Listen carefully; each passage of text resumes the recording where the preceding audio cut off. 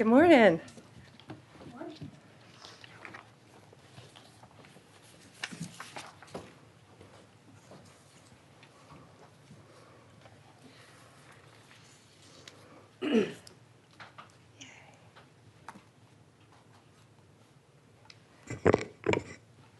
Good morning.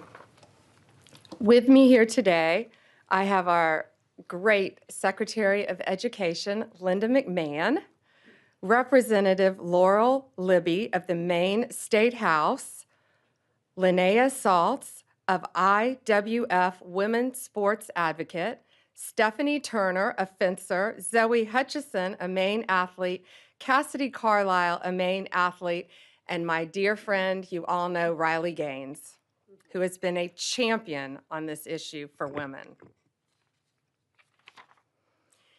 Today, the Department of Justice is announcing a civil lawsuit against the Maine Department of Education. The state of Maine is discriminating against women by failing to protect women in women's sports. Pretty basic stuff. This is a violation of Title IX. The Department of Justice will not sit by when women are discriminated against in sports. This is about sports. This is also about these young women's personal safety. I've met many of these women throughout the past weeks and months, and what they have been through is horrific. We have exhausted every other remedy. We tried to get Maine to comply. We don't like standing up here and filing lawsuits. We want to get states to comply with us. That's what this is about. We have repeatedly notified Maine of its infractions and urged them to remedy the situation to protect women. We've stripped grants from Maine through other departments, and we are going to continue to fight for women. Let me give you some examples. Let me give you a timeline. This timeline, I think, is pretty important. So in February 2024, these are just a few examples. A biological boy started competing in women's ski races and cross-country races in Maine. He came in first in the 5K with a time that would have been 43rd among men. In February 2025, a biological boy won first place in the pole vaulting competition in Maine's indoor track and field meet. He beat every other girl by a significant margin. That qualified him for regional championships. That took a spot away from a young woman in women's sports. Shame on him. February 21st, 2025, President Trump has the governors at the White House. President Trump has the exchange with Janet Mills. He asked her about the issue. Her response, "We'll see you in court." Well, we still didn't sue. HHS and the Department of Ed opened investigations in an attempt to get them to comply. They both found violations. And in March, Maine refused to comply. I want to read you this letter.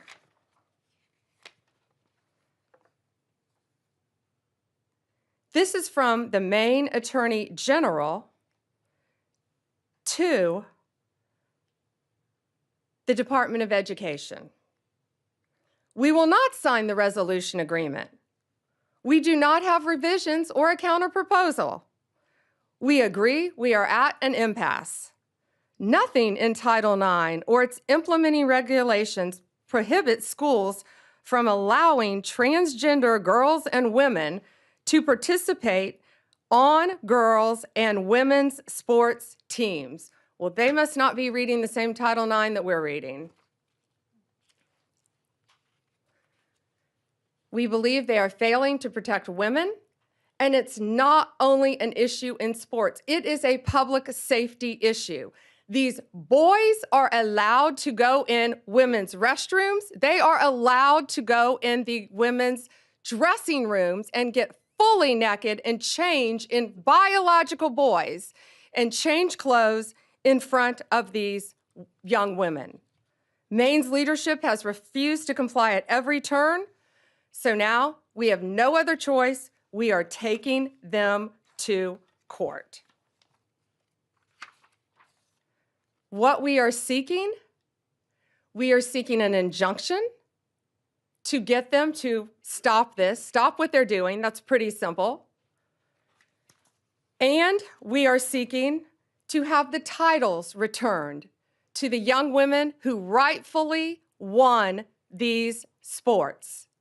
And we are also considering whether to retroactively pull all the funding that they have received for not complying in the past. And I'm so proud of these brave young women standing behind me. I see and lots of parents in the front too, and I've met you. Thank you to the parents for supporting your daughters and telling them it's okay to fight back and stand up for what they believe in. Some of these young women have endured vicious injuries too as a result of boys playing in their sports. It's my honor now to introduce to you our Secretary of Education, Linda McMahon.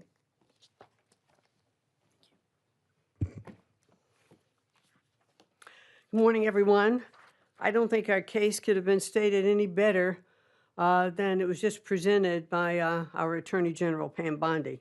And I thank you very much for your participation this morning, and I will echo Attorney General's comments about how brave these women are, these young women.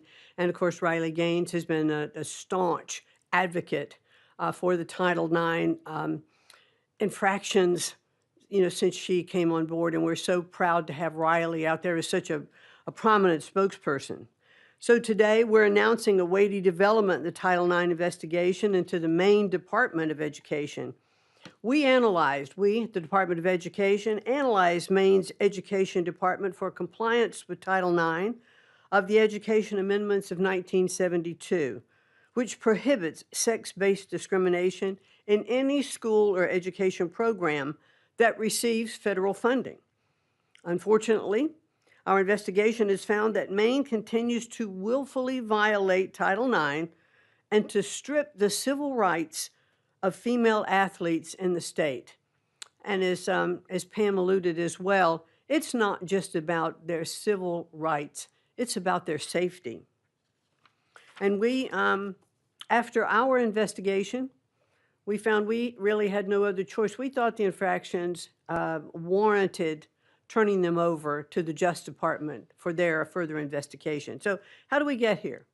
On February 5th, President Trump signed the executive order keeping men out of women's sports, which directed all states and educational programs receiving federal funds to cease the practice of allowing males to compete in sports programs for women. They didn't make this up. This is the law. This is Title IX. This executive order was aimed at protecting women like fencer Stephanie Turner or volleyball player Peyton McNabb from being injured and unfairly outmatched by male athletes. President Trump didn't pull any punches. He explicitly warned Maine and Governor Janet Mills that Maine would risk losing federal funding if it continued to allow males to participate in women's sports. Governor Mills chose to openly flout Title IX compliance, telling President Trump, and I'll repeat what the general said, "We'll see you in court," and obviously we are going to. That same day, our Office for Civil Rights opened an investigation into the Maine Department of Education and Maine School Administrative District Number 51 for permitting males and girls sports and denying female-only intimate facilities. The department's investigation confirmed Maine's Title IX violations, and we offered Maine leaders multiple opportunities to change their policy and to protect women in sports, and they have refused. So now as the DOJ begins their enforcement actions, I hope Governor Mills will recognize that her political feud with the president will deprive the students in her state of much more than the right to fair sporting events. After all, compliance with federal civil rights law is a universal prerequisite for receiving federal funding. The Trump administration could not be any clearer to all states, sports leagues, and educational institutions. We take the violations of women's civil rights very seriously. I have 3 granddaughters, and I want to make sure that they are treated fairly and that they aren't exposed, in dressing rooms. We want to make sure that if you open women's sports or intimate facilities to males, you expose yourself to federal civil rights investigations. Governor Mills will definitely get her wish. We thank you all for being here this morning. Look forward to seeing you later. Thank you, Secretary. I'd now like to introduce to you State Rep Laurel Libby from Maine, who has been a champion for these young women in the state of Maine. And thank you, Representative. Thank you, Attorney General Bondi. It's unfortunate that we have to be here today because Governor Mills and legislative Democrats, along with the Maine Principals Association, continue to persist in discriminating against Maine women and girls. They are out of alignment with 2/3 of Mainers who believe that biological males have no place in girls' sports. Earlier this week, MSAD 70 School Board voted unanimously to align with Title IX. They're in alignment with 2/3 of my fellow Mainers. And I would encourage other school boards throughout Maine, I would exhort you to speak up for Maine girls similarly and vote to align with Title IX. I thank you to the Trump administration and AG Bondi for taking action on behalf of our girls and helping to ensure a safe, fair, and level playing field in Maine. Thank you. You know, President Trump, before he was elected, this has been a huge issue for him. Pretty simple. Girls play in girls' sports, boys play in boys' sports. Men play in men's sports, women play in women's sports. And he got to know a great young woman during that time named Riley Gaines. And we are all so proud and honored to have her here with us. Riley has been a champion nationally for this issue. Riley, please join us. Thank you. Well, goodness gracious, it's an honor to be here, to stand beside, of course, Secretary McMahon, Attorney General Bondi, these amazingly brave athletes, Representative Libby. But truthfully, I'm frustrated. I'm frustrated that we have to be here, that we as women have to stand before you all on national television demanding equal opportunities, demanding privacy in areas of undressing, demanding safety in our sports. Amazing to me that we are still here fighting this fight, that the Democratic Party has really doubled down, tripled down, quadrupled down on their ridiculous stance, but that's exactly what they've done. Let me tell you what sports has done in my life.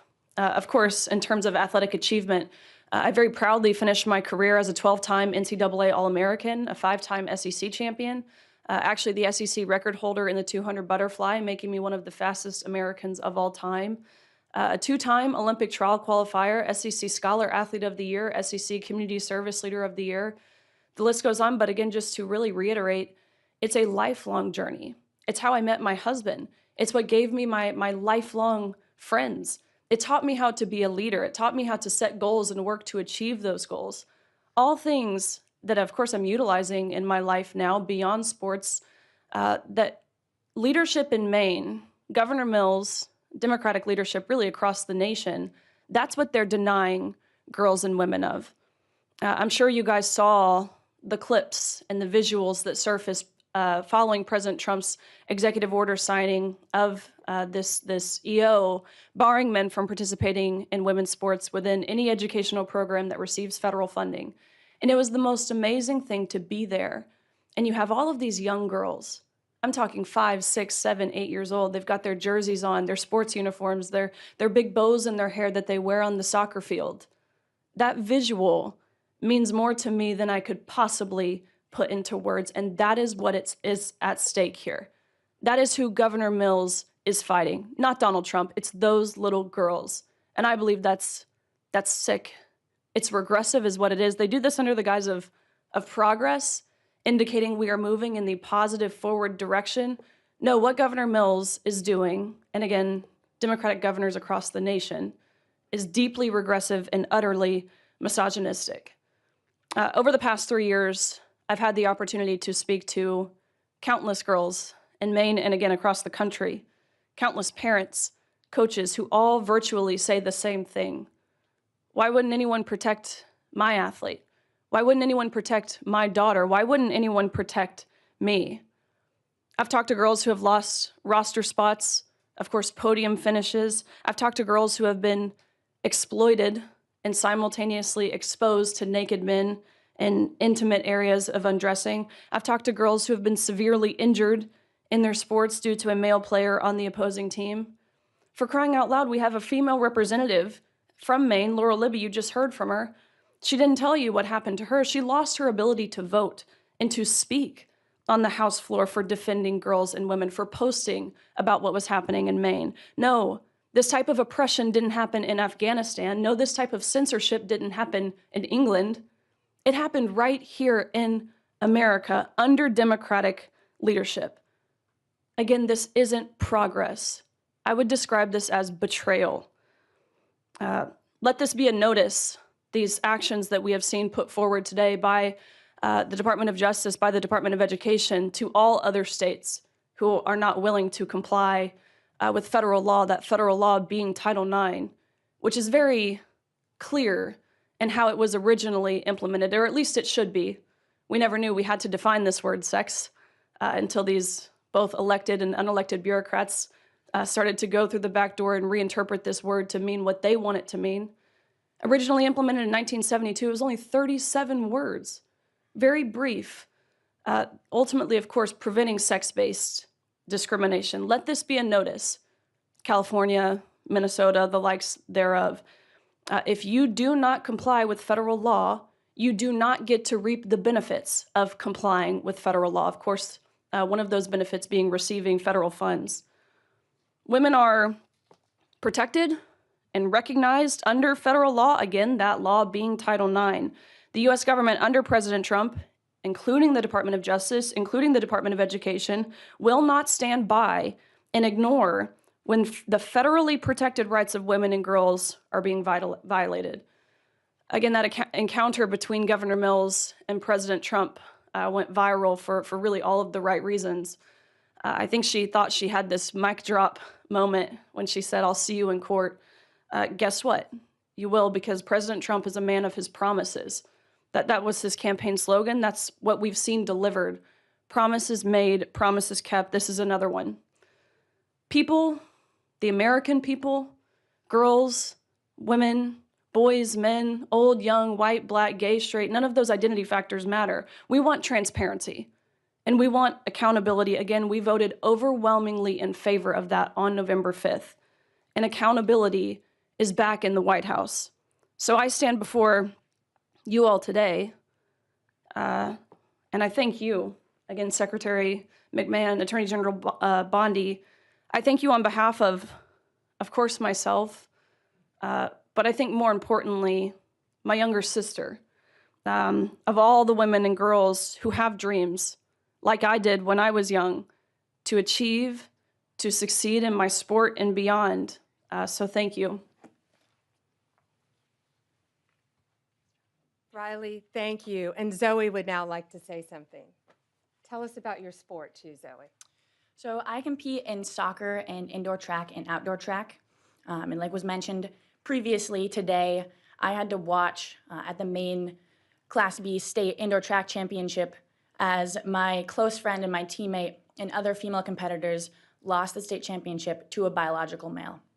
And this was heartbreaking for me to have to watch. And Riley said that it's betrayal, and that's what it is. It is the job of our elected officials to protect our young female athletes, and they have failed to do that. We walk into sports expecting to have a level playing field, and to walk into the state championship to see a biological male there and to lose to a biological male, that's betrayal. And so I am extremely grateful to AG Bondi for standing up for us when our elected officials aren't doing that. And on behalf of of the girl athletes in Maine, I just want to say thank you all, and I look forward to having a level playing field back after this fight. So thank you. And Cassidy wants to say a few words. My first experience was when I was 13 years old. I was going to change for gym, and I walked into the locker room, and there was a biological male there. From that point on, my junior year, I competed in Nordic skiing and lost to a biological male numerous of times. I am fighting this fight for generations to come. And the fact that our governor can look the women of our state in the eyes and say, I'm not going to fight for you, is heartbreaking, and it's betrayal, like Riley said. I just want to thank all these women standing behind me and President Trump for fighting for us, because even though my own governor isn't fighting for me, I know there are people out there fighting for me. It takes a lot for these young women to be standing up here saying this too. And again, I'm looking at their amazing parents in the front row who have supported them, who I've gotten to know, who are protecting them every step of the way and telling them that they have a voice to stand up for themselves and future generations of young women to come and many athletes. Gates, should we take some questions? Yeah, absolutely. Questions? Mary Margaret, Daily Wire. Thank you, Attorney General Bondi. I wanted to ask if there's other states that you're focused on. Which ones are next for these types of abuses, including men and women's prisons? Well, first we're looking at, for this, we're looking at Minnesota, we're looking at California, we're looking at many, many states, but they are the top two that should be on notice because we've been communicating with them. And just like Maine, we're not going out there, we don't want to be suing people, we want them to comply with the law. And that's what we're doing. We have given them opportunity, Maine, an opportunity over and over again. The Department of Education, HHS, they went and sat down with them in person, multiple meetings, and got nowhere. So now this is where we are because they refuse to protect young women in their state. So yes, Minnesota, California, multiple states. As far as prisons, had nothing to do with Title IX. We took away funding from Maine as well. We decided to go a different direction in our grants, because we saw one reason they allowed a 6'1", 245 giant man who had violently, no murders, nice, but he had violently murdered his parents with a knife and the family dog, serving life in prison, and he chose to identify as a woman. So guess where he's being housed? In a female prison in Maine. So therefore, my office, we don't want to give any more money to the Department of Corrections in Maine if that's how they're going to act. We're going a different direction in our funding. Sadie with the Journal. Hi there. So Maine's governor yesterday said there were maybe at most 2 trans athletes in Maine schools right now. I just was hoping you could talk a little bit about the sort of amount of federal resources that you're putting into this and why that's worth it given the small impact in Maine. And I have a second off-topic question too. Given that it has some of the same elements as the fire bombings of Tesla dealerships that you've charged federally and called domestic terrorism, I'm wondering if you would say the arson at Pennsylvania Governor Josh Shapiro's house would also be domestic terrorism and something you would investigate federally, and if not, what constitutes domestic terrorism? Okay, so first the on-topic question about the, I haven't heard Janet Mills' comment. Governor Mills said it's only a couple trans athletes. Well, I think those are boys who identify as girls wanting to beat girls in girls' sports. Well, if one young woman is in jeopardy, one, that's enough for us to be standing up here. One, no boy will be undressing in a girl's locker room. No boy will be walking in a woman's restroom. And no boy, when we're finished with this, will be beating young girls in sports. These young women have, many of them have trained, what, since you were in elementary school for your sport? Riley, when did you start swimming? 4 years old. They have trained their entire lives. Some of them have lost scholarships. They have lost regionals. They have lost state because of boys. I don't care if it's 1. I don't care if it's 2. I don't care if it's 100. It's going to stop, and it's going to stop in every single state. Tesla. You ask about, yes, Tesla. You ask about, so I spoke to Governor Shapiro. I think you're referring to his governor's mansion. I spoke to him. It is absolutely horrific what happened to him. Kash Patel also spoke to him. We have been praying for Josh, for his family. Those photos, it was horrible. I firmly believe they wanted to kill him. The defendant allegedly said he was going to use a hammer if he could have gotten to the governor. I've known the governor many, many years. It is horrible. And yes, we are working with state authorities to do, it's now a pending investigation, anything we can to help convict the person that did this and keep them behind bars as long as possible. David? Two questions, one on topic and one off topic. I'll start with the on topic. Minnesota and California, you mentioned you're looking at them. Are there active investigations into those states? Are there conversations? In which state do you expect to be next based on those conversations? Both. We have reached out to them. We have sent them letters. We're in the same posture we were in the beginning here with Maine. So let's see what they do. Let's hope they comply. Again, we don't want to sue anyone. We just want you to comply with federal law and protect girls, period. But yes, we are fully prepared to sue them and others that we will be looking at as well. And then my off topic, big topic over the past few weeks, Kilmar Abrego Garcia in Maryland. He's in a prison now in El Salvador. He was sent there.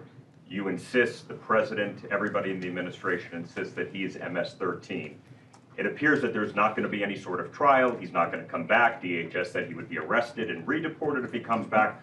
Why not show the American people the evidence that he's MS-13 so they can make an informed decision? And that goes the same with this Henry Josue Santos, who was picked up in Virginia, who is now presumably going to be deported as well. Why not show the public the evidence?